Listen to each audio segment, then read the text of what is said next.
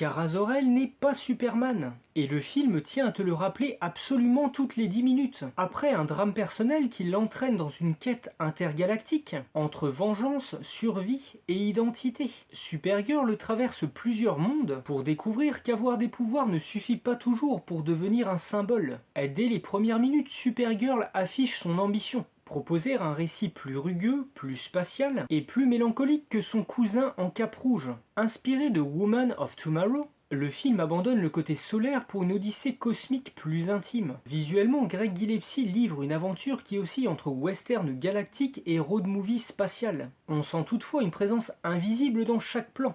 James Gunn. Pas à la réalisation, mais partout dans l'ADN. Les personnages cabossés, les dialogues qui mélangent émotion et ironie, les pauses musicales ainsi que le goût du bizarre attachant. Difficile de ne pas voir l'ombre des gardiens de la galaxie flotter au-dessus de Krypton. Son goût prononcé pour la pisse, malgré un évident problème de casting pour Millie Alcock, son interprétation a au moins le mérite de donner à Kara une personnalité propre, moins parfaite, plus impulsive, plus humaine, ironique pour une extraterrestre. Mais tout n'est pas super chez Supergirl. Le scénario n'est qu'une triste histoire de vengeance et de quête identitaire. Certaines relations arrivent vite, certains enjeux repartent encore plus vite, et quelques personnages secondaires semblent avoir été invités uniquement pour la bande-annonce.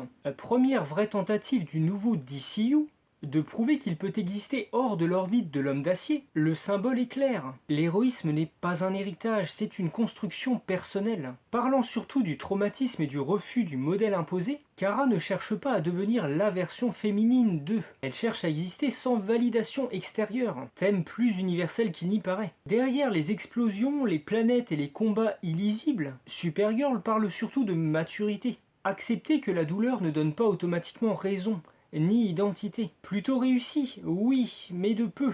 Le film fonctionne davantage comme introduction d'un nouveau personnage que comme grand blockbuster mémorable. Portrait d'un énième outsider, parfois attachante, mais qui manque encore du souffle qui transforme un bon film en grand film. Pas une étoile rouge dans le ciel du cinéma, juste assez lumineuse pour se pencher sur cet avenir.